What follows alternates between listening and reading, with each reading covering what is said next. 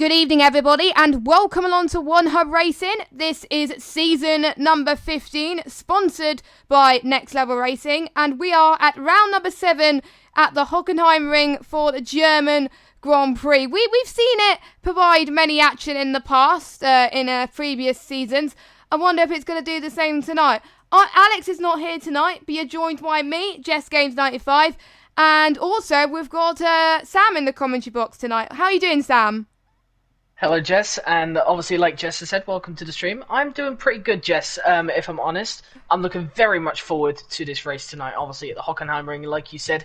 One of the best tracks, you could argue, in the hybrid era, especially recently in the last 2 seasons. And obviously, as well, in terms of league racing as well, it usually puts on a good show. So I'm looking very forward to tonight.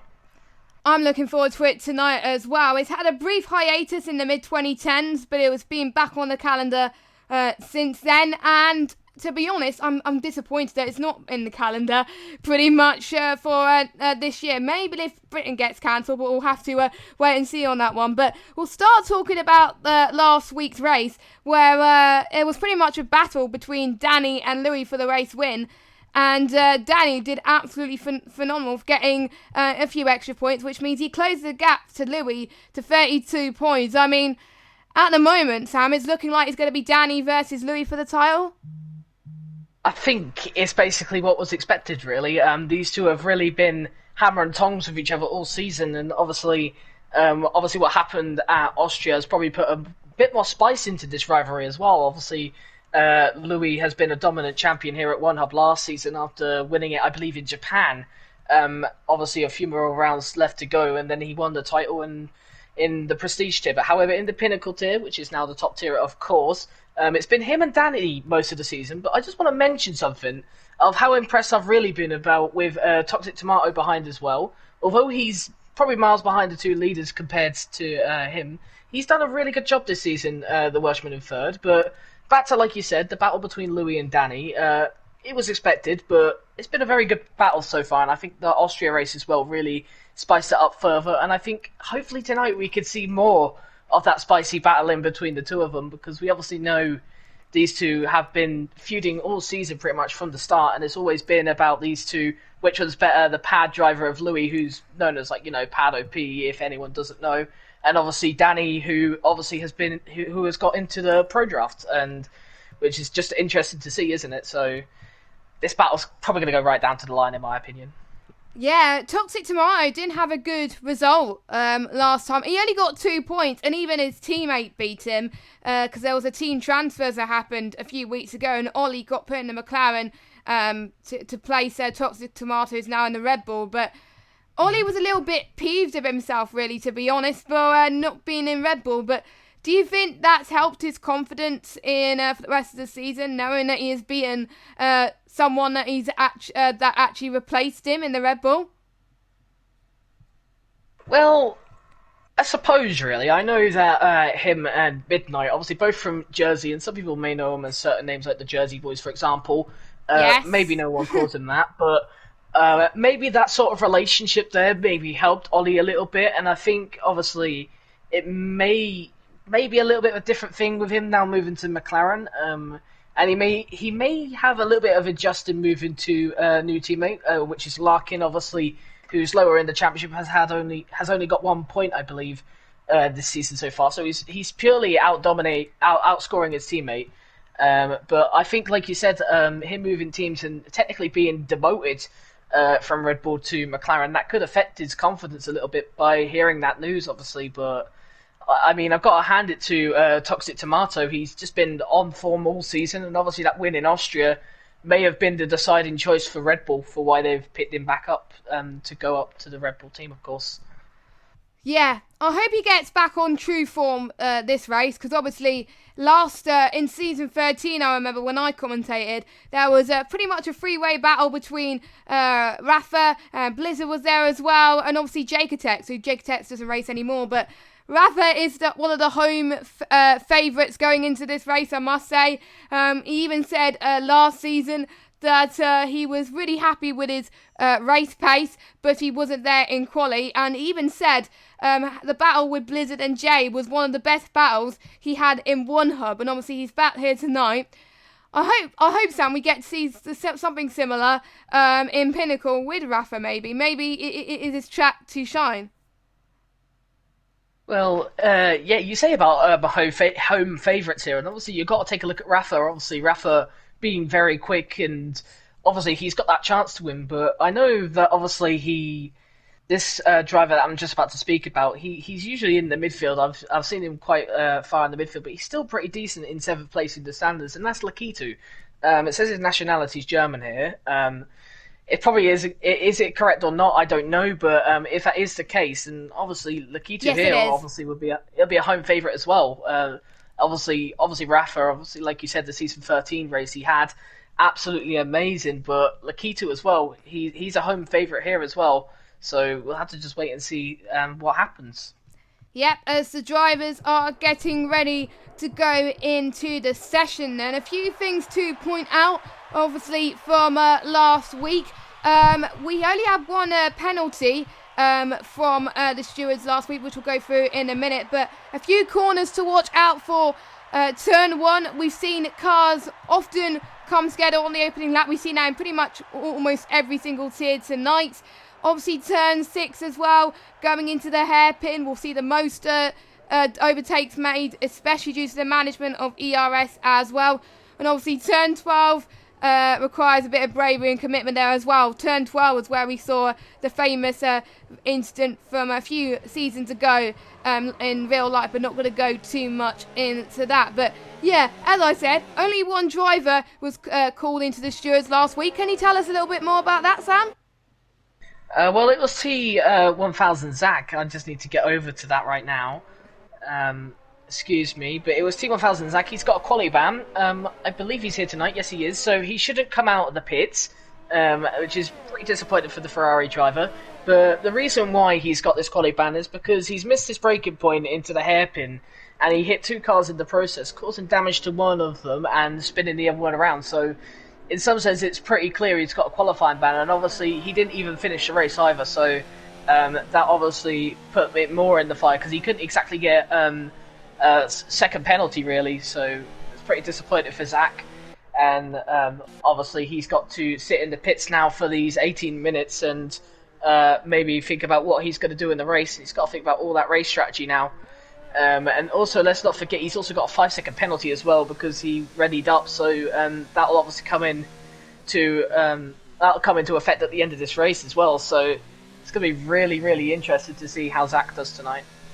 Yeah, Ferraris, I've noticed in obviously OneHub history, hasn't done very well in terms of quali bans, because I know in a few other tiers they've been getting quali bans as well. So Ferrari need to pick up their pace a little bit. So I'm just going to see who's going on board for a lap right now. And there's one other thing to point out, the virtual safety car. There was an incident in the position tier last week, which caused a little bit of chaos between Carsbury and a few cars. So I'm just reading what's in the stewards report actually. All drivers should continue under yellow flag conditions and not exceed a positive delta by more than 0 seconds. Once you get the in-game green flags, then you go to racing speed. You don't go before that. Because if you're racing on track and you go below 0 in the red delta, then if people see that, or if we see that, it can go to the stewards and they will get a 5-second penalty for that. And if they don't provide any footage for that, penalty. So I'm guessing the stewards are getting a little bit strict about that. We've seen a few instances for VSC about in here, but not as much as Precision. So, but, you know, at least the stewards are being hard but fair. I think Danny is on an outlet. Actually, no, he's going through the hairpin. We'll go on board in Danny in a minute, but where will we see potential for moves tonight, Sam? Well, like you say, obviously the 3 action zones, you've got turn 1. Maybe turn 1 is probably not the biggest action zone in terms of overtakes, but obviously you see a lot of drivers make mistakes there, and obviously, like you said, if you do go side by side, it's likely that one of you is going to get punted off or something, so you've got to really watch out there. I think turn 2 is an interesting one as well. It's that DRS straight. If you're the car behind, you get good momentum out the exit of the corner, Obviously, you've got that DRS help to pull you along. You can actually go and send it into that second corner, but then again, you got to think in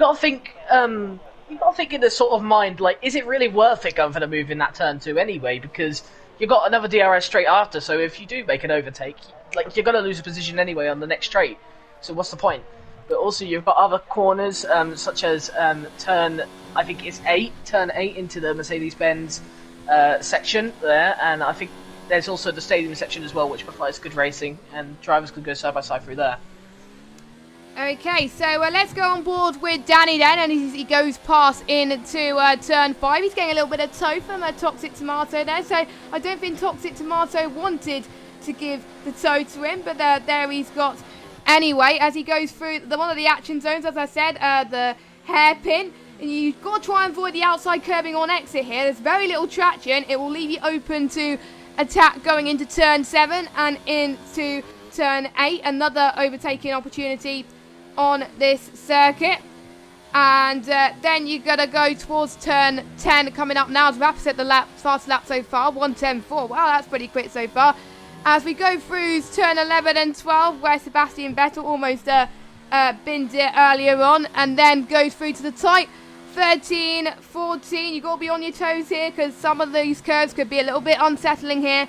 As Danny comes across the line now, he's looking pretty quick at the moment. It's a 1:10.3 from Danny, which puts him about 1/10 quicker than Rafa. Louis is in the pits right now, so he's not going to set a lap time at the moment, but that's looking good for the championship rival at the moment, Sam.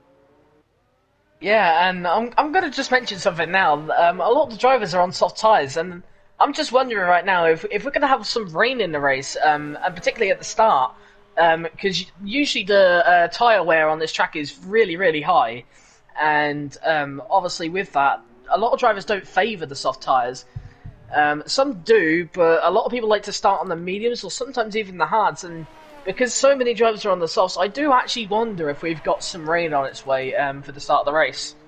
Well, if you watched the podium tier earlier, the race I was in, it was wet quali, wet race. Typical German weather there, but it's looking quite sunny at the moment. It may be a wet start, and it could go to a dry race. We'll have to wait and see at the moment, as Toxic Tomato in the Red Bull is about to... he's one of the ones on the medium tyres at the moment, so he's going to go and finish his lap as well. As it's not too bad on the mediums, I must say. Very impressed. 1:11.8 for him. That puts him in P9. He only went on, and he's spun and almost got collected by one of the Alphas. I think that was... I don't know. Thomas who... Yeah, Thomas made his debut last week or in Singapore. I can't remember what week he made his debut anyway, but so basically we'll just have to wait and see what happens with Thomas. Hopefully he hasn't lost a bit of time from that, fingers crossed. Josh is another person to cross the line as well. Just a reminder as well, these guys have got to make 2 stops in the race, even if it's dry conditions, wet conditions or changing conditions as well. Maybe some people have got plenty of soft tyres to use in the race, asking your question. So maybe they just want to get their soft runs out the way in quali and just no, they got enough for the if it's not wet in the race, then they know they've got enough softs to last for both quali and the race, because some of them may be going for a softer option here around Hockenheim, because obviously it's soft. Usually if I was racing in the dry, I would probably go soft, medium, but we'll have to wait and see on that one. Yeah, obviously strategies, like you said, obviously the 2-stop rule, of course, completely took a blind eye to that, so I apologize. That is absolutely fine. But obviously the 2-stop rule, I still wouldn't favour the softs really, because although I would use the softs probably in the race, I wouldn't have favoured them as much as many drivers did. I would have actually done a lap like a bunch of people have done on the hards or the mediums, but everyone seems to be favouring the softs here, which I think is quite interesting really to see, because I would expect to be some people to try and do the mediums, because I know that the softs wear out quite a bit very quickly, and obviously mediums, if you do about 2 or 3 laps, like I guess Toxic Tomato has done, you could really probably match times with the soft tyres, as you are able to go a little bit quicker, because the heat have now gotten into the medium tyres, and obviously, like I said, the soft tyres, they don't go a long way. Yeah, definitely. One of the questions that was put forward in the pre-race interviews, which none of the Pinnacle drivers responded, which is a bit of a shame, but we'll go through one of the questions anyway. How much an advantage is it that the DRS is disabled in the last sector compared to when you start a new lap? When I responded to this, I feel like DRS doesn't put you on the level playing field to the rest of them, because some of the guys who are up front, they will be defending for their lives, and there'll be half of them to defend, especially at the hairpin, whereas ones on the attack behind, they're going to get plenty of slipstream due to DRS, and they're going to possibly get the move done. What would you do in that situation? Is it an advantage that DRS is disabled, do you think? I think it's an advantage in a track like this where obviously like you got two straights basically in a row there, and obviously you could use slipstream quite reliably. However, with DRS, it does promote overtaking a lot more, in my opinion. And obviously, if it was enabled, obviously it's much easier to overtake. However, like we've seen like in any race in this game, really, you've got trains, and that's been the main problem with this game. You get a lot of trains in the game, and then that makes a lot of the racing very, very saturated and, overhyped sort of thing, because they're always in trains and no one's really making the moves. And, well, they're not even able to make the moves because of what's happening, of course. And I think that really does, sour the racing quite a bit. So I think without DRS and relying on slipstream, I think also it relies a lot more on momentum and driver skill as well. And I think the DRS there only really helps the driver who is at the front of that train, just behind the guy obviously who doesn't have DRS. So in my opinion, with it disabled, I think it will obviously really show how quick a driver is and really show a driver skill. Yeah, definitely. I've asked the drivers to give me a weather report, so hopefully we'll have a clear indication as to what the weather's going to be. So we're keeping our fingers crossed for that one. So there were a few teams that got called by to the team's press conference, and to be honest, the head of teams gave them a very hard time as well. And obviously, I won't talk about Williams due to the fact that it was mainly about the podium tier. But I think one of them was mainly happened to the VSC last week, which obviously we talked about that as well. And that was why I think the Delta, I think the changes in the stewards, that's how it got come about. And wow, Rafa 110.2, he's just beaten. I think we've got Thomas has beat him as well, of 110.3. We could see, I think, Sam, times going into the 109s. It could be, and maybe that does indicate that rain isn't on its way, because I look at these times right now, everyone in the 1 minute 10s, it's nice and close, which I love to see, but the times right now, they don't look like as fast as you could see usually from people in Germany. You do really see people into the 1 minute 9s. I wonder if obviously a wet setup, but I'm kind of doubting that too, because I feel like drivers are now starting to get their fists out a little bit more. I just want to point out, I'm not sure if Zach is allowed to do this, but I believe he came out. To help Lakitu. I'm not sure if he did come out to help Lakitu, but it looked like he gave him some sort of extra run. He did come out onto the track, and he was actually on for that, but he did go into the pits. But I am wondering if he did do something like slipstream with Lakitu. But if I'm going to be honest with you, I don't think that's allowed, and I think that is quite a big burden if that was the case. And I think that could actually get Lakitu or Zach in even more trouble, really, for doing that, because that could be also treated as a distraction. Anyway, we do have Toxic Tomato come around the final corner. Almost lost the car there, but it's a 10.5, and he moves himself up to 6th place. I just wanted to mention that at the end there. And he's just invalidated his next lap, so he's got to be quit there, but we'll have to wait and see that. But asking your question, because a similar incident might have happened a few races ago in one of the other tiers, but you are allowed to, if you do have a quali badge, you're allowed to do one installation lap, so you can get your setup pretty much nailed and installed, and then go into the pits.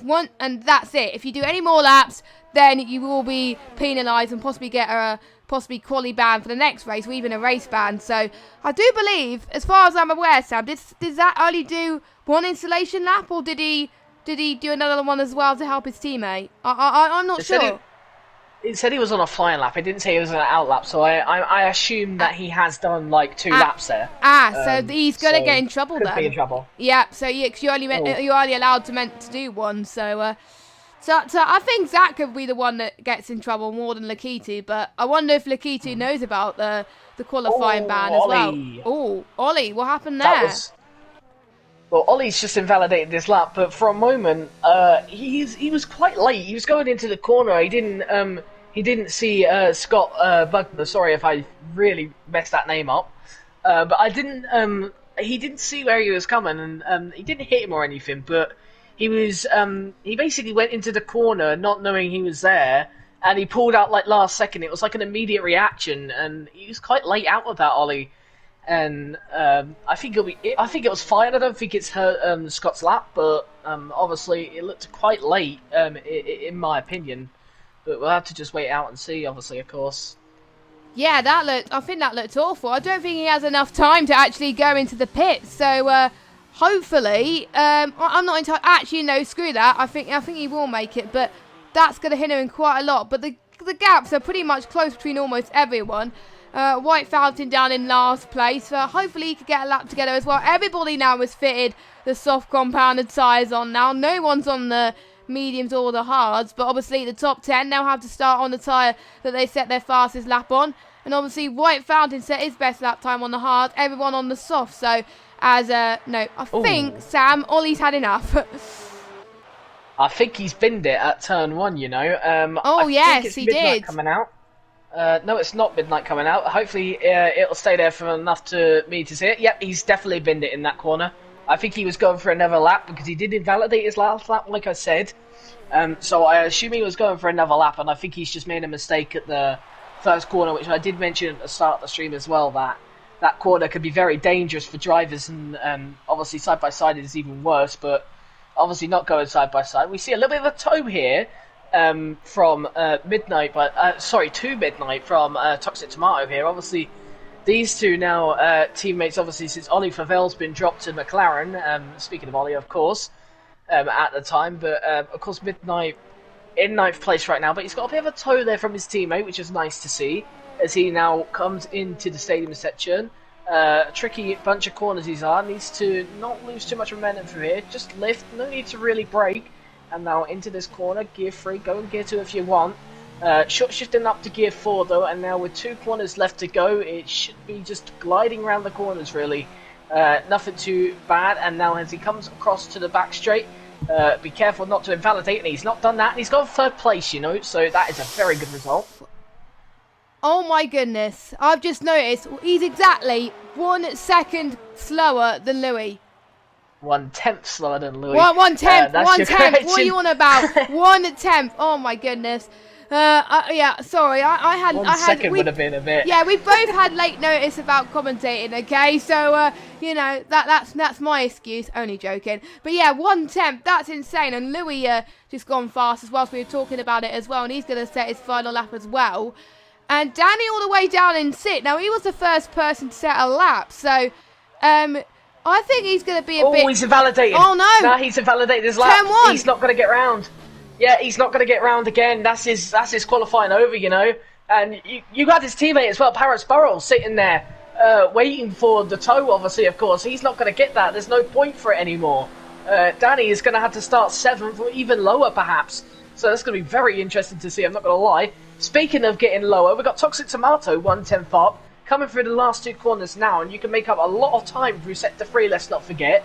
Goes quite deep into the corner, and there we go. He's beat Danny out as well, so Louis in a very, very comfortable position here. Where is he right now on track? He is coming through turn 2 right now.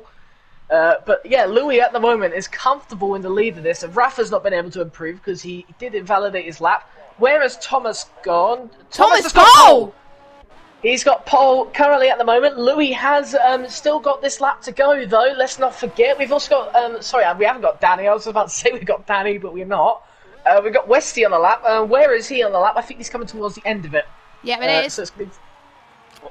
What times are going to be slightly up, but like I said, sector 3 can be very crucial for time-wise, and he has gone... he stayed P11 there, so no real improvement. So it looks like Louis has got a great advantage over Danny, but he still hasn't got that pole position just yet. Looking good though, going through sector 2. 1/10 up, almost 2/10 up in fact, so we could see a 1 minute 9 here, just like you said. We've got Lakitu in the way, but Lakitu's not going to bother. He's going to come into the pits anyway. Going quite wide through the corner, and we're going to get a 1:10.065. What a lap! And that is why he is known as Pad OP, and obviously he's dethroning Thomas here, because obviously Thomas is also on the pad there. And obviously Louis proving why he is the king of pad, or, you know, Pad OP, or whatever you want to call him. He's kind of just proved it there with Thomas, and Thomas gave it his best go and almost had pole position, but we got three pad drivers in a row, 1, 2, and 3 here, so obviously a very consistent trend there, as it looks like for this track then. So, and like I said with Danny, that's a huge shot to see Danny down in 8th, and obviously invalidating in the first corner. He would not like to be down in that position, because although this track does promote overtaking, you've got to think, especially into that first corner with Danny, being in the midfield is probably the worst place to be, especially when you're a title contender, because the pressure is even more further on you. And obviously with drivers all around you, that first corner is going to be very difficult going through there, because if a driver does make a mistake, it could cause like a long chain of events. And I don't think we're seeing that really in real life. I can't really get an advantage, but an example. But all I know is that in the midfield, it's not the place you want to be around a track like Germany, especially through sector 3.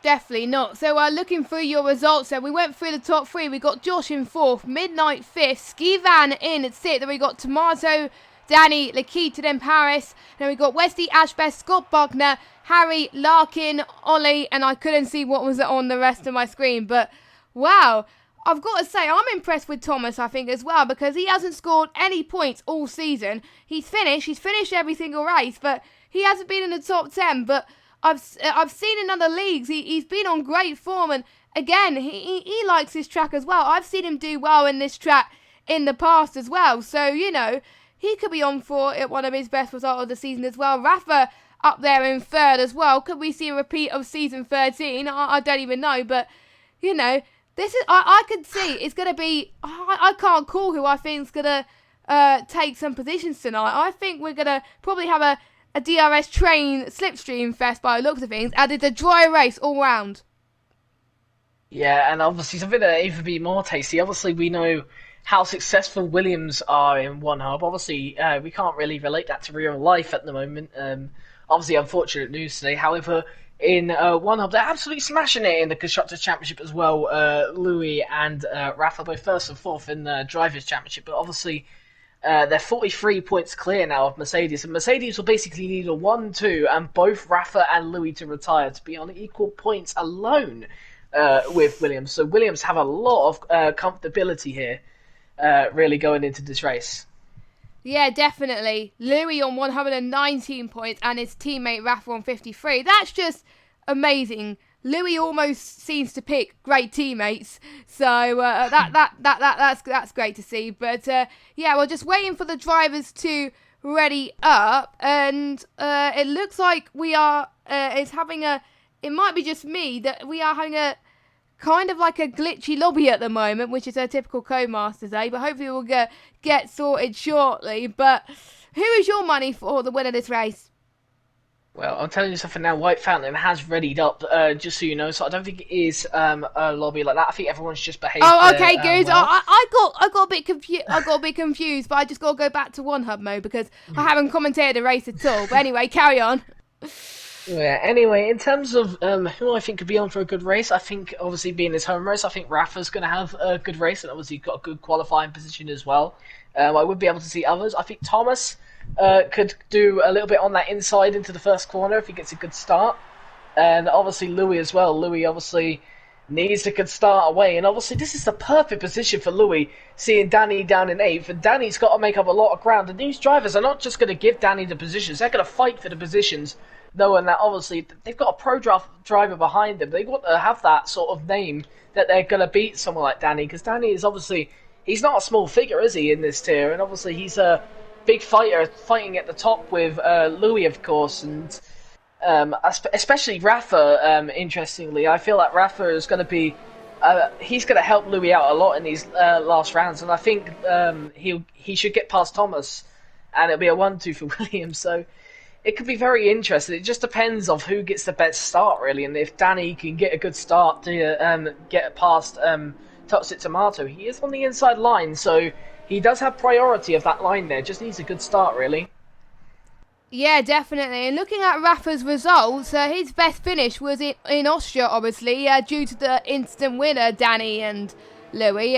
He got 15 points. So, that was his best result. And then he got 12 points in France and China as well. And then he's basically been in the points in every single race except Bahrain. So, maybe he's due for a good one today as well. And then looking at Danny, the fight is not over for Danny. The only bad race he had was Austria. That was the only one where he obviously had an incident.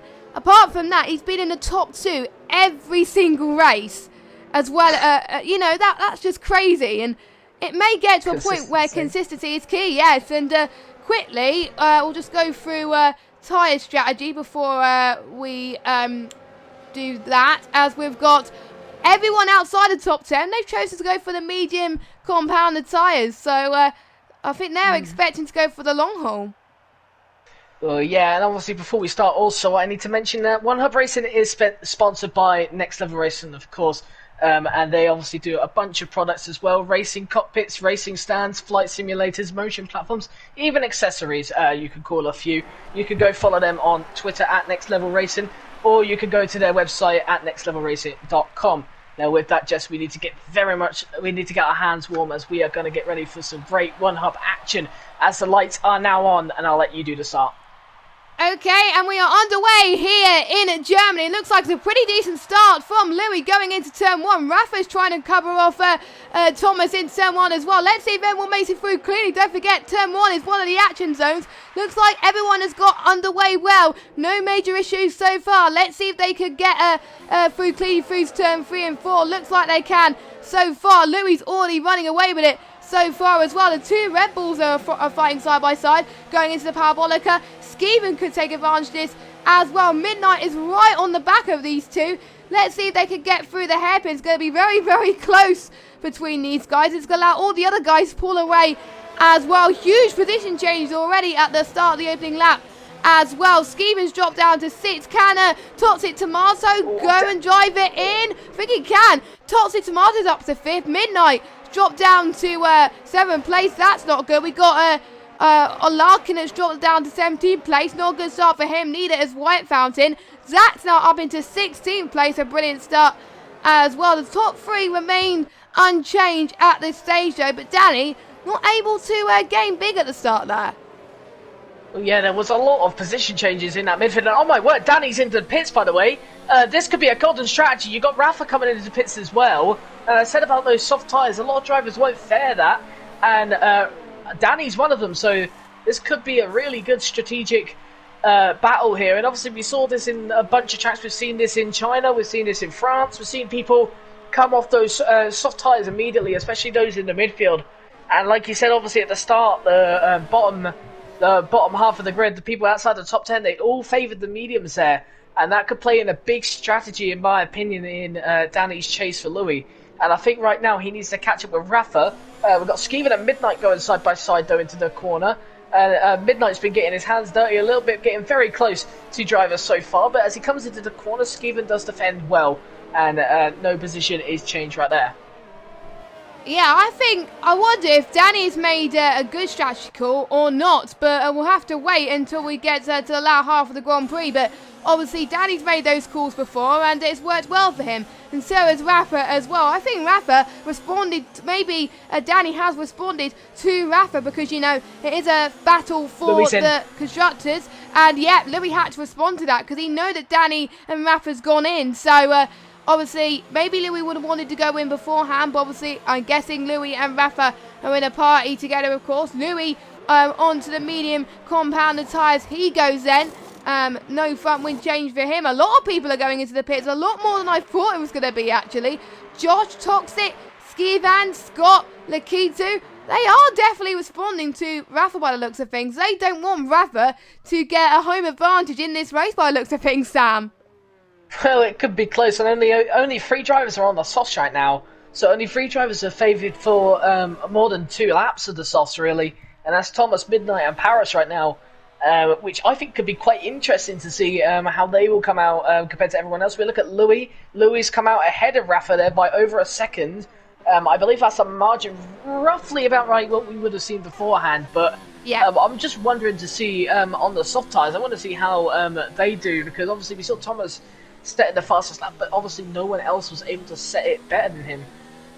We'll find out to see if he comes into the pit this lap. Right now it doesn't say he's coming into the pits, but there we go, he is coming into the pits. Midnight, is he going to do the same? Yes, he is. Paris is going to do the same as well, so no one favouring the soft tyres anymore. And Ash Best will lead the way then.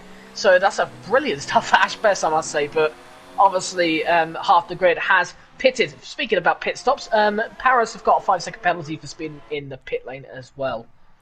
Yes, I think Ash Best is probably quite happy at the moment being at the top for now on the medium compounder tyres, but let's see if he could stay there when he goes to his first stop. Obviously, he's going to drop way down the order because obviously the guys, Danny and Louis and Rafa and catch up, and possibly Thomas as well. Ash Best was the person who got called up into the press conference this week, and he likes the overcut, and we're seeing the overcut right now by the looks of things. He liked it last week, and it didn't work out too well for him last week.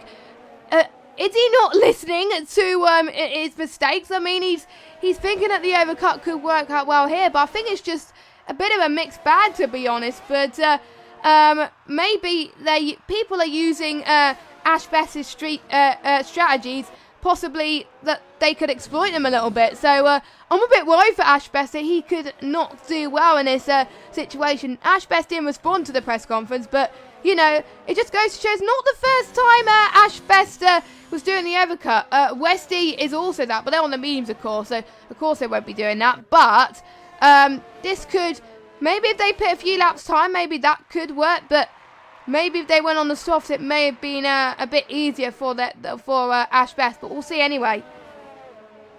Yeah, and talking about fastest laps, though, we saw Louis Welch. He's just set the fastest lap on the mediums already, being out Thomas's softs, and that just proves my point, how quickly those softs die out, and obviously the tyre wear from those softs is absolutely massive here, and I'm also going to mention penalties as well. Obviously, it's very easily to get penalised at turn 1. There's also other areas on the track which you could get warnings for as well. This track could be quite high for that turn 1 penalisation, and I heard you say you were going, oh, there, what's going on? Yeah, I waited until you were finished speaking because I didn't want to interrupt you, but I was seeing a huge battle between Thomas, Josh, and Rafa as well for potential a net P2 of this race. I mean, if we're going to see three-way battles like we did a few seasons ago, maybe last season as well, we could see it here as well, but with Josh and Thomas into the mix as well. This is going to be absolutely huge for Rafa, because Rafa's going to have DRS, Thomas is not, Josh is going to have DRS too. I mean, we were talking about it earlier, that if you do have DRS, it could help you rather than hinder you, whereas Thomas, I think, is going to get a little bit worried now, but Thomas seems to be pulling away, so that he's trying to get out of the DRS range very, very quickly, so Rafa and Josh can't take advantage of this as well. Look at this, we also got Toxic in there as well. I mean, the train is going to go huge. We've got a yellow flag in sector 1. I think that was a Ferrari. Lakitu, one of the home favourites, is dropped it down to last place. So turn 1 has caught out quite a lot of people. I think he's just been at that turn, and like I said about turn 1 as well, if it's very difficult to get on the throttle there immediately. A lot of people think it's easy. For some drivers, it can catch them out quite a lot. But obviously, Lakitu, like you said, a home favourite, is maybe get the pressure a bit to him. But however, we're going to just stick with this battle with Thomas right now, though. It's a very big train, but Rafa's not seeming to catch up too desperately right now. There's also a massive train also for 4th place right now. You've got Cohen in the lead of that. You've got Harry in second place of that train, but obviously now this is the battle for 4th place, not the battle for 2nd. We've also got Ash Best and Westy trading places as well, let's not forget. The Renault and the Racing Point driver doing very well, but they must work together really, in my opinion. I think it's better to work together because they obviously need to stop, but they also need to get away from Louis because they've all made 1 pit stops and they've still got to make 2 of them. And speaking about overtaking, we've got Ash Best taking the lead from Westy again. So, like I said, I think that the best thing for those two now is to work together to maybe get as much momentum as they can. Oh, Cohen just had a slide into turn 6 there, and that's given Larkin a huge advantage there going into turn 7 and 8 and 9. I think, yeah, Larkin's definitely took advantage of that. There he goes. He says, see you later, up into P5. So well done to the McLaren driver. He's doing quite well as well. I was going to tell you about positions gained, but there's no point going through those until everybody has made their first stops, which will probably be in a few laps' time. Well, yeah, and obviously Cohen's sliding all over the place. His rear end's a bit everywhere at the moment, and maybe that shows to us that maybe we're not far away. And look at it again, his rear end slipping out. He's getting so much of the curb there, and he's starting to struggle a little bit. I'm just wondering, really, this is actually really good for Larkin at the moment, because obviously he's not really had the season of wonder so far. I don't think he's raced in many races, though, but still, he's really proving his new teammate Ollie Flavel wrong. And Cohen again, Cohen's been hit. Oh, yeah, Ollie, speaking of Ollie, that's who he had contact with. Ollie hit the back of him, but in my opinion, Cohen, his rears were all over the place, and Ollie's still struggling to get back onto the track properly. He finally does so, but in my opinion, there's no real fault to it. It's a racing incident, but Cohen's rear end was really all over the place in that, like, the whole time, and it's still all over the place. I'm wondering if his setup really doesn't favour his tyres, and his tyres just get hot very, very easily. We know the tyre wear is here, but what about the tyre temperatures? You've got to keep them down as well. You've got to keep with it, and I think Cohen's tyres are maybe they're probably just burning hot right now, and obviously he doesn't want to do that with his tyres because that means the tyres are going to wear quicker as well. So Cohen is just struggling at the moment, and obviously that's not done. That's not done Ollie too good. Yep, and he's hit Skeevan as well. Skeevan's not going to be happy with that, and he's got Paris next, and he's hit Paris as well. Cohen's hit Paris as well, and Paris in the wall. Well, not in the wall, but he hit the wall, and he's got wing damage as well, so he's going to have to make the second stop here. And Cohen being a big issue for everyone, and Cohen's still not deciding to pit. He's got so much trouble with those tyres right now. Ollie Flavel's pitting with Paris is out. Paris is actually retired. I think he's given up, and Ollie's out as well. I don't blame him, if I'm honest. Cohen has probably ruined their races, really. I feel really bad for him because Cohen's rear end's just been all over the place, and Cohen's just not been in it tonight, really, in my opinion. I don't know really what's going on.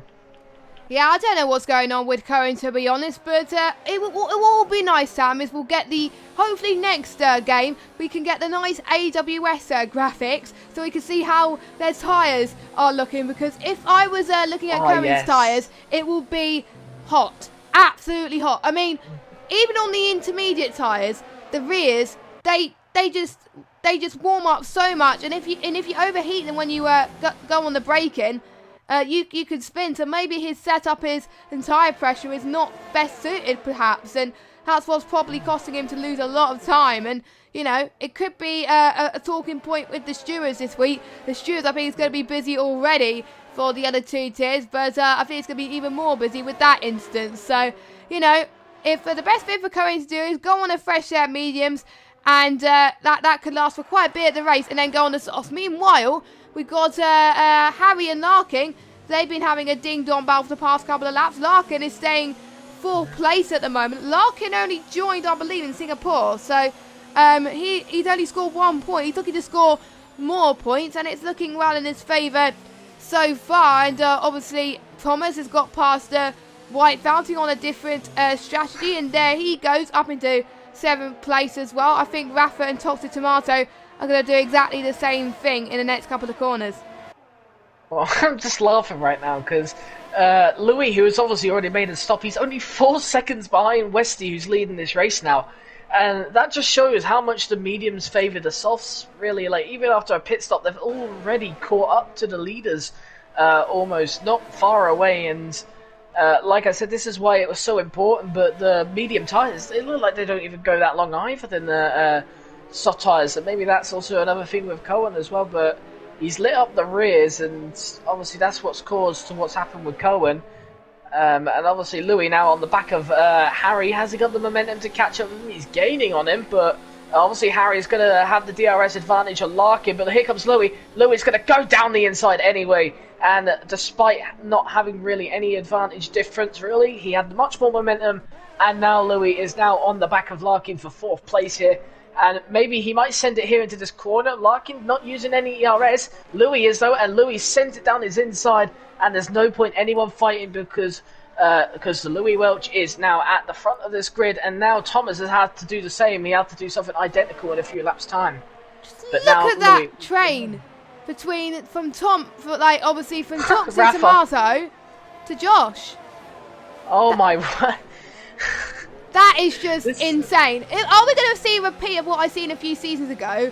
Because it's looking like it, isn't it? There's White Fountain. Yeah, he's letting the other cars through because obviously he's on a different strategy. White Fountain still yet to pit, of course. So he doesn't want to get in each other's way pretty much. But that's probably held up Josh a little bit. He's now chasing Midnight for 11th place. Josh doing very well as well on those medium tyres. Meanwhile, I did see a battle up front almost, possibly with Danny and Toxic.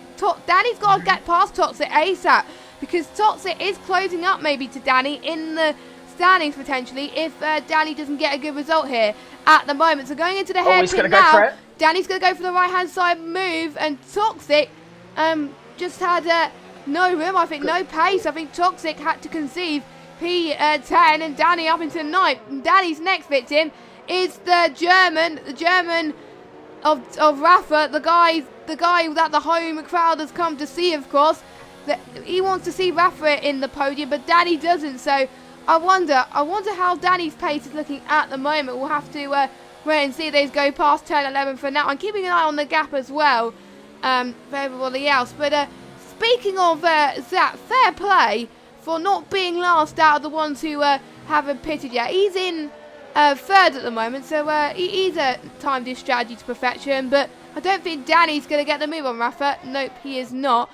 Let's jump for potentially a battle for the pit stops pretty much, because you want to be at the front when it comes to your pit stop, surely. So I think Resty, he's got to get the jump soon, hasn't he? But yeah, I mean, these two have been traded positions all along, really, and I think T1000 Zach as well. He's not far from being in this battle at all. He's sitting right behind these two, actually. And I think Westy got a bit of a poor exit. Went a bit deep into the corner, but he's kept his position. And Ash Best now is just keeping with him. And I'm wondering if these three are just working together to get the most out of their medium tyres, as they will still have to make their first stop, by the way. But obviously we've got the charging Louis Welch behind, obviously. Now he's like 3 seconds clear of Thomas. He's got a clear lead, and it looks like he's on for another victory here, but who knows? He's got these front runners to get by, and one simple mistake from them, as we've seen from Cohen with the hot tyres and everything, one simple mistake from these guys could take him off the track. Obviously, we've seen that. And speaking of drivers going into the pits, we see Westy and Zach going to the pits, but Ash Best does favour to stay out another lap. Like we said, he likes the overcut on these guys, and Ash Best is doing it, as people pointed out in the drivers' press conference. So, you know, and looks like Louis is going to get the move on Ash Best soon. It's not a question of if, it's a question of when, really. And Louis has got to do it soon, otherwise Thomas is going to catch up. Thomas is not far behind these group of cars, and as Louis gets past him, Ash Best, I think, didn't want to challenge him that much, which is great to see. So, let's actually jump on board with Harry and Thomas right now. Thomas gets past Harry for P3, but Harry is having none of that. He's going to try and get the switch back, but he stays behind. I'm a bit worried about Harry's ERS because he was on hot lap for that part of the lap, and obviously if he gets 10% and you use hot lap, you're losing so much power on the engine that it's just no point in running it. You've got to be saving your ERS, really. So that's probably not favoured Harry, but potentially favoured the guys behind her also in these train of cars. And obviously Harry's holding up Danny, Rafa, Toxic. The guys are on this train for quite for most of this race, so you know this could be absolutely intense. And speaking of Harry, he's in the pits.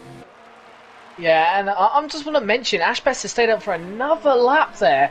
That could damage him, you know, because he won't have DRS from after this point, I don't believe. But I just want to mention out of turn 2 on the last lap, Louis' exit out of turn 2, it was something I've never seen. It was such an amazing exit, I'm not going to lie. And that's why he closed in like 2/10 from literally just to exit that corner. And that's why he really got them overtake done on Ashbest so simply, because of that exit alone. It was such a superb entry and exit into the corner, just hugged the inside line, and then just got a brilliant exit as well. I also just want to mention Danny. What a race to redemption that Danny's having right now. And in fact, it may even get better here. He might even move up to second place soon. But obviously, starting P8. He had a bit of a slow start, didn't he? Really, in the first lap or two. But now he sees himself up to third place and into fourth place at the moment. But Ashpest obviously still to pit. But obviously up to third place, which would be third place once Ash does decide to pit, which I believe is now. And obviously now challenging Thomas for that second place spot, and obviously Rafa behind as well. Like you said, one of his favourite tracks is home track. In fact, maybe he's just sitting behind a little while, just waiting for the right opportunity to close back in. Yeah, Ash Best is pitting now, and Josh is pitting as well. And that's another 7 meters for Ash Best. Now, where is he going to come out in comparison to his rivals he was battling earlier on? And Westy jumps him. Westy jumps him in the undercut. So the undercut has worked for Ash Best, for Westy even. So once again, it is definitely not paid off for Ash Best, the overcut. I think he should have appeared the same time as Westy, and then he would have definitely been ahead. But he's lost 1 second, even 2 seconds. But Westy now, they were 3 tenths in that battle. I mean, you know, that it's gone back to bite him for Ash Best, and he's in danger of losing quite a few positions soon if he's not careful. I mean, you know, that is not good for him, but very good for Westy. Yeah, well, I mean, Westy had to pit in earlier, of course, and Westy's got a little bit of a dilemma here because the tyres on the softs just do not go the laps. But although Ash Best is behind, he's on the fresher tyres now, and I think he will now try to close in on Westy. But also, like you said, of course, it's a bit of a nuisance for Ash because he had it really all to lose. He really should have pitted when Zach and Westy did, and he would have been out ahead of the two and just gone from there. But he's chose to go in 2 laps later, and not going to lie, this favours a medium-soft strategy because he was able to take those mediums for 15 laps, I believe it was. He can take it for another 15 if he wanted to, and then go on to the softs for 4 laps at the end there. I think that could work a treat for him, especially in this battle for what looks like to be 8th place for towards the end. I'm very, very, very intrigued to see when these guys at the front, though, pit for their second stop, and also what tyres they'll go on as well, because obviously Louis now on 14 lap old mediums, but also Danny and Rafa, who obviously went into the pits basically in the first lap. These two have now got 15 lap old mediums, and obviously they need to go on to another set of mediums or go on to the hards. But surely it's going to be another medium favour. I'm not going to lie. Yeah, I think so as well. The optimum pace for the mediums is around about 15, 16 laps. So for some of these guys, they need to get the jump now. And Danny, has he done the Masterclass of Dreams? He's pitted before everybody else. Rafa's in as well, so it's Midnight's in. This could be very, very interesting then to see how these 3 guys do it. Oh, Danny's got held up a bit. Danny's got held up a bit. So that might... Because Rafa, don't forget, is in the Williams. And Rafa's jumped him, I think. Yes, he has. And Josh, I just want to mention Josh right now. By the way, he has not actually made... He's made his 2 stops, and look at him. He's now side by side with Danny. He's made his 2 stops, Josh, and Josh will now have to go to the end. He'll have to nurse those medium tyres, but almost coming out ahead of that whole train and beating Midnight out as well. But like you said, Rafa's jumped him, and Rafa's now going to get past Harry, and up to 9th place goes Rafa now, and now Danny will have to do the same very, very quickly if he wants to keep in Rafa's grasp. And look at how the exit, it's not an amazing one, really. No, but it's not really. But you know, it's nice to see this race really evolving on the strategy in a way as well, because we think that sometimes we think the undercut works, sometimes we think that the overcut works. It's just never ending. For some of these drivers, it's absolutely different, and it also depends on what strategy you guys go on to. So obviously, Josh almost I think Josh could just about nurse these tyres to the end, or he could go for soft for the fastest lap, but we could see a potential move here as we've got Thomas, Toxic Tomato and Skeven. They're pitting. Louis is staying out, but knowing Louis, he can nurse those tyres. Oh, there's a bit of a touch from Danny and Harry there. That's not worked out well. We've got Josh in the mix as well, as he touched him again, going into the tricky chicane coming up here. Let's see, Danny's got DRS though. I think Harry's lost DRS. Yes, he has.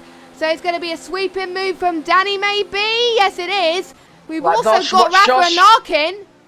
And Rafa's got Josh him. Down the inside. Josh down the inside as well. He got him as well. That has not done Danny any favours, I must say. He's now 1.3 seconds behind Thomas. Remember, he was right on the back of Thomas, and Thomas and Rafa making the moves they need. And now Danny is separated by one car again.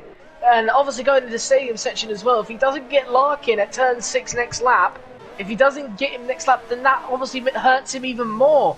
Because that sector 2 and sector 3 is very difficult to overtake at points. So he must get past the McLaren driver next lap on turn 6. Otherwise it could actually be really bad for Danny, who's losing a lot of time to Thomas and Rafa, who've got their moves done nice and early. And Danny's just been stuck behind Harry. And it's not favouring him well. Talking about some certain Louis Welch right now. He's just come out onto the track. He's slotted himself behind Westy and Team of Vals and Zach, separating him and Ash Best at the moment. Sorry, Westy and Ash Best, I mean. However, this is not good for Louis, by the way. If he doesn't get past Westy here, it looks like he will do. But he needed to get back into the lead without any traffic, which is not what he's done. And Ash Best down the inside as well. And them two are going side by side at it now. And you know what? Ash Best has got the move done as well. So following Louis Welch there, Ash Best has got the move done on Westy. Is Westy going to think about it? He did for a little while, but he slots behind Ash Best and thinks better. But oh my word, there's a lot of battles going on all across the track. We're starting to lose count on how many battles we've got, but Ash Best, what a move. I mean, he looks so committed there, and he's got back ahead of Westy now, so maybe the fresher tyres has definitely helped him, as you said, earlier on as well. So Louis has come obviously ahead of most of these guys. All he's got to worry about is that now, and then he'll probably be ahead of him anyway. So obviously Louis, Rafa, Thomas, Danny, Josh, Toxic, Midnight, Skivan and Lakitu, they made their 2 stops, so they don't have to pit again. But for some of these guys, they may have to pit one more time for if their tyres don't last very long. But we shall see on that one. But this is just getting so intense to watch. This reminds me of most German racing in real life, I must say. I'm gutted it's off the calendar this season because it's one of the best races on the calendar as Louis gets past that quite convincingly as well. But don't forget, there's still a battle for position between Dak and Ash Best, and obviously Thomas and Rafa. Thomas has got I think he's going to get the move stick on Rafa. Yes, he does, on the inside into turn 7 and 8, and there we go. Thomas has done it. Yeah, well, I'm going to say something now. They mustn't battle for too long because you got a Mercedes just behind that is angry and obviously needs that position to keep in the championship. You've got Louis Welch benefiting so much right now, but obviously you've got Thomas and Rafa. They've got to work together, in my opinion, and they must make sure that Danny doesn't get by if they want to get a podium, because obviously you're fighting for a podium here. All these 3 are technically, because the top 3 currently, excluding Louis, 2nd, 3rd and 4th, they still haven't got to make their 2nd pit stop, and they're not going to come out ahead of him unless obviously a safety car or some sort of thing like that. So very interesting strategy coming into the end of this, but Danny, Rafa and Thomas, they'll have to work together to catch Louis Welch, but Thomas and Rafa, I suspect, to work together to get away from Danny, and that's not going to work anyway, because look at this, Danny's now right on the back of Rafa. Rafa's keeping position for now, but looking at Danny looks like he's confident into the corner, around the outside, braking way later there, and on the outside line you got Rafa. He's literally holding the track there. He squeezed Danny off, telling Danny, you're not going to make a move anywhere around this corner. You'll have to wait for another lap. So this is only helping Thomas out, by the way, as well. These two battling like that. They must work together to catch up and keep up with Thomas now. So it's all about working together, really, even if they're not teammates.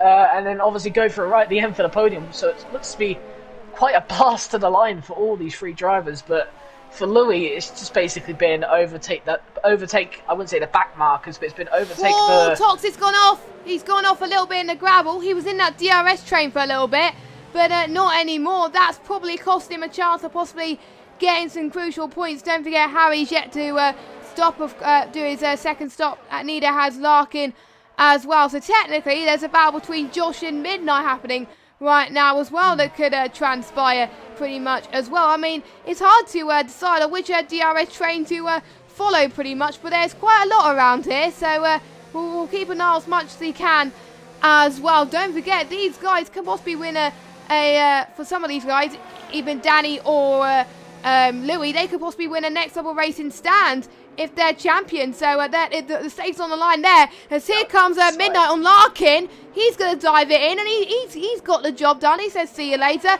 Another position gained for him. That's up into 9th place now. His next target is Josh. Josh, I believe, is on older tyres compared to Midnight. Yes, he is on 2-lap older tyres, so that's probably come back to bite Josh. And knowing Midnight will probably be saving the tyres for a bit, and he's going to be pushing now. Let's see what the ERS on Josh is. Oh, Josh, he's only on 13%, and like I said earlier, the less ERS you have, the less power you got. So that's probably going to favour Midnight, the move going into turn 1, or possibly even to the hairpin coming up. I think Midnight's job now is just to close in these next 2 DRS zones. He's got the chance to on these DRS straights, and look at how much he's closed in. Now he's just got to focus really on the exit here, on the entry. Just don't worry about it too much. Just get a really good exit, and he's done that again. I saw it with Larkin. Larkin's was a little bit better there, but I think Midnight knows anyway that he's going to get the move done on Josh, and Josh has no real right to fight and defend that, really, because Midnight's always going to win that battle. Think of the battles, though. Look at these 3 right ahead of him, Thomas, Rafa, and Danny's got past both of them, you know, on that zone. I didn't even realise that. I just saw positions moving, and I just saw Rafa and Thomas. Thomas has actually... It's all been switched around, you know. Rafa's stayed 6th, Danny's moved up to 5th, and Thomas has gone to 7th. So they're basically just all switched around. That's really, really fun to see, and I'm just wondering what Rafa will do in return and what Thomas can do in return as well. Because obviously now they'll have the DRS, and now Danny will be the one fighting.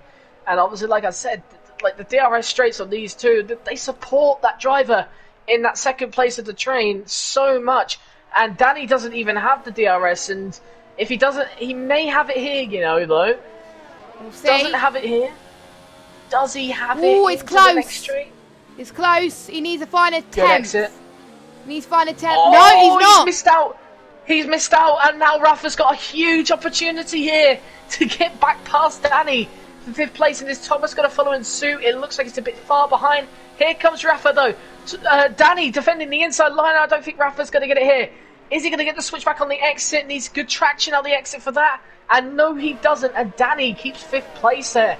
But very good fighting there from Rafa. And very good defending as well from Danny there. Very thoughtful to make sure that Rafa doesn't get by there. And obviously Danny keeping in 5th place. And Thomas just lurking behind a little bit.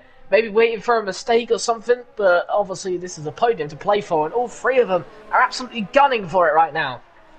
This is absolutely insane. Rafa must be loving this right now. Hopefully he can keep this battle up going soon as well. Danny! What happened?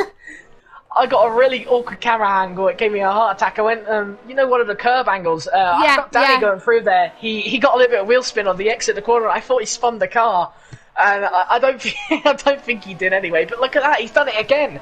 At the exit of turn 1, he got a little bit edgy on the rear end there. So Danny's tyres start to heat up a little bit, and obviously might be down to this battling a little bit. But I'm just wondering now what Rafa's going to do. Is he going to come straight back at Danny? Danny has DRS, so this time, so I don't think Rafa's going to come at him. So Westy obviously probably not quick enough to keep Danny out of the DRS, but obviously he's tried to look at the battle just ahead of him as well. T1000 Zach goes around the outside of Ash Best, by the way, for that 2nd place, but that 2nd place is going to go soon. These 3 drivers need to be thinking about what their next tyre is. Pretty sure they're going to go onto the soft for a final stint. Yeah, they do. They have to.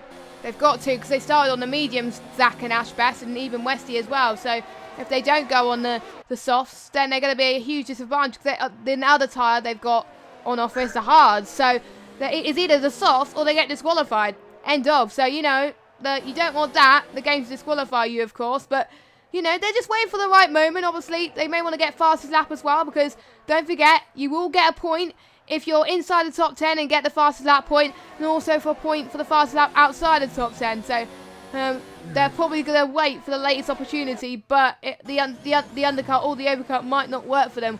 We'll have to wait and see.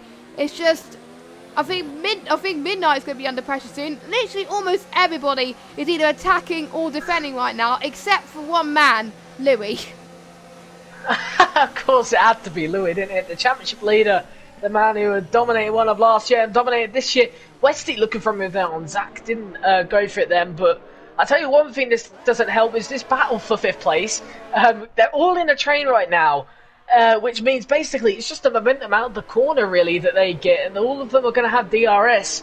It's going to be the momentum out of that second corner, and I'm sure these guys are all thinking, except from obviously Zach of course, they're all thinking about momentum of the exit of that corner and getting a good exit out of that corner and then flying it down to get past their opponents.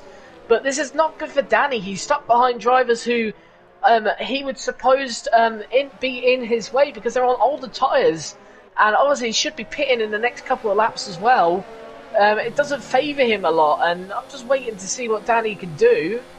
Rafa as well, and Thomas as well. All of these three are battling for a podium, and right now this DRS train is just not really helping them at all. They just all in the way there, and Ash Best really closing up the grid. It's all about the exit here, and I think Danny may get Westy here, you know, which is not good for the battle behind, and Danny closing in, and so is Zach as well. Watch out for Zach as well, going on the inside to Ash Best, and you know what, Westy's pulled out of it, making sure that Danny can, well, saying that Danny can get through. I think also Rafa's hit the back of Danny, and look at Danny already looking for a move on Zach as well, right behind him, so this would be good for Danny if he can get the move done.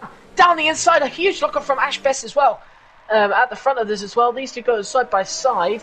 However, look at this, the switch back, and Zach almost loses the car there. A little bit of wheel spin on the exit, but it looks like Danny's got the move done, and this has not favoured Rafa at all. Look how desperate he is, almost just trying to find a single way to get through on Westy there, and the desperacy will now kick in for both Rafa and Thomas for the second place, and especially for these two as well if they just want to get a podium. Westy's hit Rafa.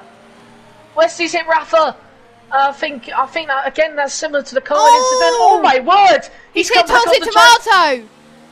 Has he? Yeah, he just hit him. I think I was one of the Red Bulls. I wasn't sure what it was. No, he's just missed him. It was Toxic Tomato. I can confirm, but he's just missed him. But oh, that was a close one there. But like I said, in my opinion, you know, you can't really fault Westy. Westy was coming into the pits. He was slow on the exit of the corner, and I just said about Rafa how desperate he was to get by. And in my opinion, I think that just showed the desperacy really. But I can't really give any driver at fault because obviously we don't really know both sides of the story. Because you could argue saying that really Westy had to go that slow to get into the pit lane because obviously if he didn't, then he'll miss the pit lane and probably get a penalty for it. But like I said, it's just unfortunate for Rafa because now Rafa is no longer fighting for a podium, and it kind of saturates this big battle. And he's got a behind, penalty. And it's home Grand Prix as well. Things have turned upside down. It started well, and then it turned upside down for him. I think it's just one example of a commentator's curse. So Rafa, if you're watching this back, we're sorry. We didn't mean it, I promise. And Cohen's out. And where did Cohen bin it? I think it was pit lane, probably. He's pitted, yeah. Yeah, he's gone into the pits to retire.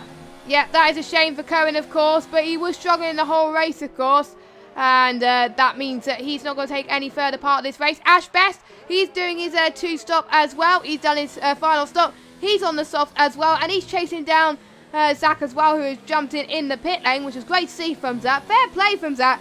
After starting last, he's potentially going to be in a points-paying position, so well done to him right now, as we keep getting a yellow flag into turn 1 and 2, but with Larkin in this as well with Rafa. I think Rafa seems to be struggling even more. Don't forget, Larkin is on the hard compounded tyres, don't forget. I think he pitted I can't remember when he pitted, actually. I do believe he's done the 2 stops. No, he hasn't. He hasn't done 2 stops. He's the only driver yet to pit. Now, surely he must be struggling on those hards, but it doesn't look like he is because he's catching up between these two on Rafa and Toxic Tomato. I mean, Rafa, I think, was planning to pit in a few laps' time, but obviously he has to give way at some point so he can fight for these. Luckily, Larkin does pit as I say that on cue, so luckily no one will be disqualified from this race. I was getting a bit of a panic attack there, but he's going on to the softs now. He's going to jump way out the order, but at least he's going to have an advantage of getting a point for the fastest lap, which I think that's what he's aiming for right now for the time being. A few laps to go. And the trade is starting to decrease at the moment, but here comes Rafa on Toxic Tomato then. Toxic on those hards. This should be easy picking for Rafa, and yes, he does on those, obviously, softer tyres. And he's up into 6th place for the time being. But what could have been for Rafa, of course? We're seeing more penalties. Scott Bugler's got a penalty. And I think we've seen Paris getting a few penalties, but he's obviously out of the race so far. Ollie's out of the race too, and Cohen as well. Louis, the gap between him and Danny, 10 seconds already. And we're seeing the gap starting to close in between Thomas and Danny for the 2nd place spot. Although I just saw there Thomas struggling on the tyres a bit, and obviously this is going to be custom towards the end. Drivers starting to struggle a little bit on the tyres. Midnight in 4th place right now. We've not really seen much of Midnight, but he's been in a battle with Josh. We haven't really talked about it a lot. And this seems to be one of the closest battles of them all, really. And Midnight, out of that exit at turn 1, just got a superb exit. And this is why Josh has probably not been able to overtake Midnight. He's just been consistent, really. And we will see now whether Josh can overtake. But look, he's now 6 tenths behind. So it looks really unlikely for an overtake here. Thomas closing in on Danny as well. But look at Josh. Josh just not able to close in on Midnight. He's only got 2 more laps to go after this to get the move done. We've got Toxic Tomato going down the inside of Rafa again. And even with him on the hard tyres, Rafa on the mediums, Rafa has fell a victim really to Toxic, well, not victim, but you know the word what I mean really. And a big lock up there from Toxic Tomato just after that. But on the hard tyres, he's overtaken Rafa on the mediums, which still looked to be running fine, but obviously he did have that spin, and that obviously has weared his tyres out quite a bit. Yeah, definitely. I mean, it's probably hindered him a little bit as well, and as you can see, Rafa's tyres is getting quite hot as well. But I think for him, there's no point in pitting now, because he's done the 2 stops. Everyone has done the 2 stops. The only one that's done more than 2 stops is Skivan with 3, and he's down in 13th. So he's got nothing to lose. So he's got to worry about that, though, behind, though, who's obviously pitted quite recently. And he's on a softer tyre, so he must be feeling a little bit under pressure as well. He doesn't want to lose many more positions right now, as we're on the penultimate lap of this race, as Louis leads by 11 seconds. We've got Thomas, Midnight, then Josh. I mean, we've got Rafa going past Toxic Tomato again, going into the hairpin, and he gets the job done up into 6th place. So that's one less car for Rafa to worry about soon, unless Toxic starts to breathe down his neck in the final moment of these laps. And obviously Zach as well, he's hunting down. He wants that fastest lap point, and also he wants to possibly get P7 or 6. Please bear in mind, though, we don't know about the penalties of these drivers, so we don't know if they gain time or lose time due to the penalties. And there was one question in the pre-race interviews. Some of the drivers were hoping that people could gain penalties so they can gain positions that we don't know. I mean, other drivers to gain penalties, sorry. So the driver in question could possibly gain the most out of it. We'll have to wait and see. So we're on the final lap now, as I think Louis has got this in the bag. Yeah, he definitely has got this in the bag. There's no question about it. Thomas has not got the exit he needed, and I think Danny now is probably going to get this 2nd place, but Thomas didn't get the exit he needed. I will look, though. He's coming at him. He's coming at him, you know, and he has fallen back. So Thomas probably just relying on the exit here. You can overtake it. That'll be one or two more places. But Thomas not looking as aggressive as I thought. Midnight and Josh, however, side by side. Oh, Midnight, my goodness. caught his wheel with him. Around the outside, Josh went, and around the outside, Josh got the position. Midnight is probably going to have to replicate that. A bit of a lock up there. Very close between these two, and Midnight now has the inside line. Louis is going to win this race anyway. As he comes around the final corner, And obviously, congratulations to him, a big race, but we didn't really see any of him really. But it looks like Midnight onto the gravel there, and now Josh still going side by side with him. Obviously, congratulations to Louis, but this battle's still not over right now. Josh still going for it, and Midnight's got a poor exit as well. Look at Josh, and Josh has backed out. Has Midnight got the position? It looks like he has, but penalties could play toy to his victory there. Midnight finishes 4th place there. Danny 3rd, Thomas in 2nd, so Danny did pick up more penalties there. But oh my word, that ending there, Midnight went onto the gravel as Josh pushed it right to the line really, and then backed out right at the end there. Midnight gets that 4th place in the end, but Louis Welch, of course, winning this race in the Williams. Let's not forget, an absolute dominant victory again from the Williams driver, and the Williams team as well looked on for an absolute masterclass, maybe even a 1-2 in fact. But obviously what happened to Rafa unfortunately spoiled all that. Thomas getting P2, a pretty good result, started P2 and ends the race in P2. Danny all the way up to P3, that is a really good result for Danny really, but obviously not for his championship hopes, but considering he started P8, that's a very good result. And look how, if you look at on them right now, those tyres are absolutely done at the end there, as it looked like on the screen. What a race for these drivers. The Pinnacle drivers did not disappoint. It was brilliant stuff. And here we go. We got Brendan Lee on the podium, but it's not Brendan Lee. It's Louis. So a quick update on the fastest laps as well. Ski Van got a fastest lap point for being out, for the fastest lap outside the top 10, so he gets a point. And T1000 Zach, he got the fastest lap inside the top 10. So those fastest lap points go to those two. So there's your podium then of Danny, Louis and Thomas. So Thomas's best result actually so far is his first point of the season. He'll be pleased with that. So here are your unofficial results here for the Pinnacle tier this evening. Louis takes the win. Then Thomas in 2nd, Danny in 3rd. Midnight, a great result in 4th. Josh in 5th. But I've got to say, Zach, from P19 to P6, to come all over that and having great battling, and get an extra point for fastest lap, and no penalties as well. That is brilliant from him, so good job. Rafa, what a disappointing end for his race in P7. Ash Best in 8th, then we got Toxic, then Westy, and then we got Larkin, Harry, Skivan, Bugner, White Fountain, Lakitu, and then your non-finishers are Cohen, Ollie, and Paris. Now, before we end up the stream, we've got to do one last important thing. Sam, who is your driver of the day? I mean, obviously you were mentioning Zach. I've got to give Zach it really.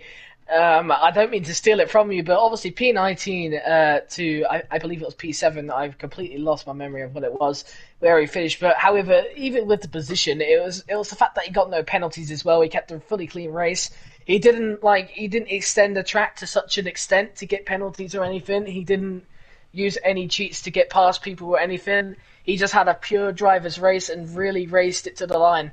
And in my opinion, he's a clear winner for me because obviously P19 to P7, and not only that, the fastest lap as well, and obviously strategy plays involvement in it as well. And it was a brilliant drive for Zach, even from the start, to get himself all the way up from P19. I think it was like what would have been P12, but obviously pit stops. P13, sorry, but because of pit stops. But it was an meteoric rise at the start, and then obviously to clinch P7 as well at the end there with the fastest lap. It just showed that he had a really good race today, and he kind of deserves it because he just kept it in there.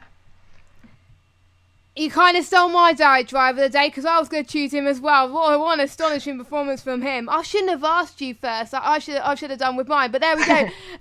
But I'm torn between two people. We've got obviously Thomas with his points finish, first point finish in P2.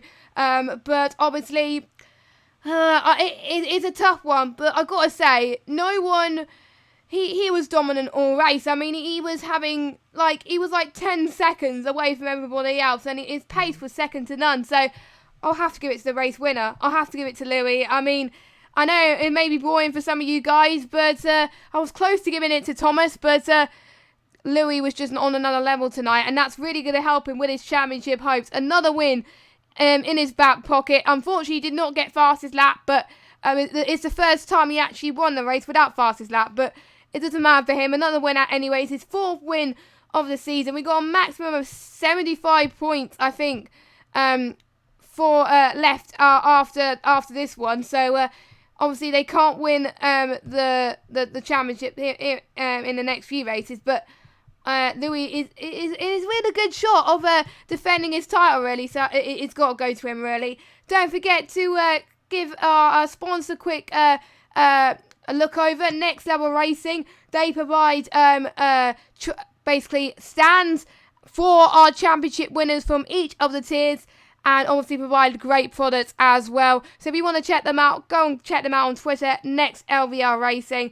They do so much for us as well, and obviously they provide great equipment for all of the drivers as well. So thank you very much to Next Level Racing. So that is it for the Pinnacle tier. What a great race it's been. Thank you so much for watching. Hopefully Alex will be back in the commentary box next week, but thank you, Sam, for joining me in the commentary box at so little notice, I've got to say. Has it been fun for you? Yeah, it's been very fun, thank you very much. The race is very thrilling, and obviously the comms as well. It comes as a package, really, doesn't it? So it was very enjoyable. Yeah, definitely. And make sure you join Alex and the Pinnacle tier, and all the other tiers, actually, next week, where we go to the lovely Belgium in Spa, and it is going to be quite interesting.